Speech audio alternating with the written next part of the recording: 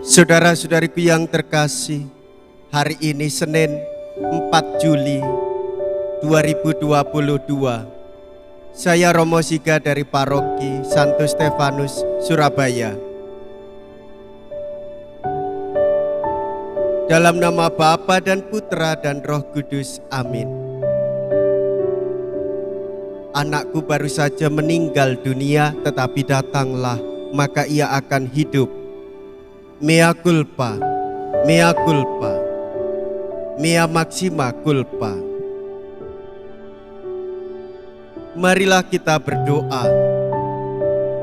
Allah Bapa sumber kebahagiaan, Engkau menghendaki kami bergaul dengan sesama manusia.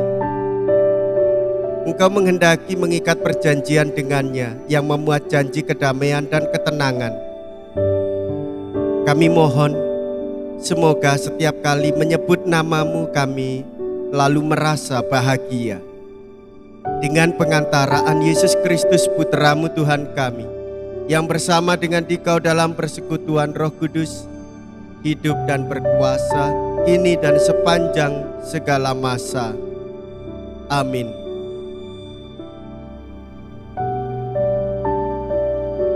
Tuhan bersamamu dan bersama rohmu. Inilah Injil suci menurut Matius. Dimuliakanlah Tuhan. Matius bab 9 ayat 18 sampai dengan ayat 26.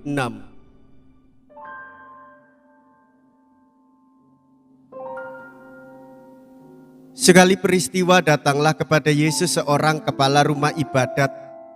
Ia menyembah Dia dan berkata, "Anakku perempuan baru saja meninggal, tetapi datanglah, letakkanlah tanganmu atasnya, maka ia akan hidup." Lalu Yesus pun bangun dan bersama murid-muridnya mengikuti orang itu. Pada waktu itu seorang perempuan yang sudah 12 tahun lamanya menderita pendarahan maju mendekati Yesus dari belakang dan menjamah jumbai jubahnya.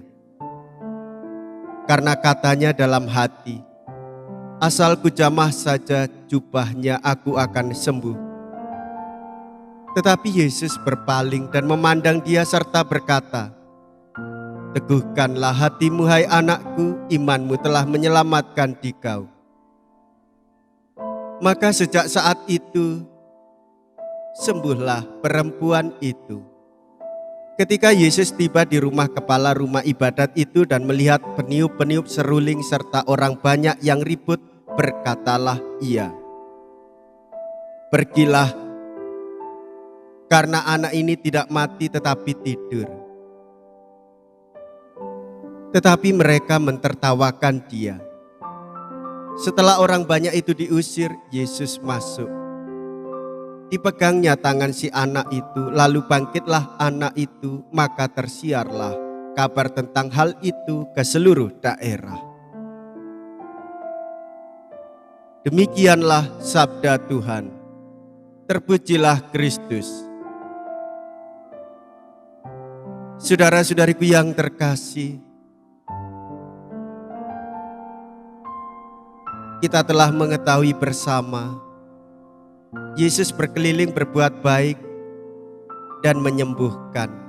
Dan di mana Ia menjumpai iman, Ia menyembuhkan orang sakit dan membangkitkan orang mati. Saudara-saudariku yang terkasih, kita sebagai orang-orang yang beriman, hendaknya iman kita harus diwujud nyatakan di dalam setiap perbuatan. Sebagai orang beriman, perbuatan kita harus berdasarkan iman kepada Tuhan Yesus Kristus. Kita telah mengetahui bersama, kepala rumah ibadat itu imannya kepada Yesus membuat dia datang kepadanya dan menyembahnya, bersyukur di hadapan Yesus dengan kepasrahan dan harapan. Kita tahu juga perempuan yang sedang sakit pendarahan 12 tahun lamanya. Ia percaya kepada Yesus, ia datang kepada Yesus dan menjamah jumbai jubah Yesus. Saudara-saudariku yang terkasih, inilah iman yang dinyatakan dalam perbuatan dan menghasilkan keselamatan bagi mereka yang datang kepadanya dan bersyukur kepadanya. Hendaklah kita melakukan hal-hal yang sama, beriman kepada Yesus dan melakukan perbuatan-perbuatan iman, karena Tuhan Yesus lebih dahulu mengasihi kita dan menyelamatkan kita. Maka kita pun ambil bagian di dalam karya keselamatannya dan menyelamatkan orang-orang yang membutuhkan pertolongan kita.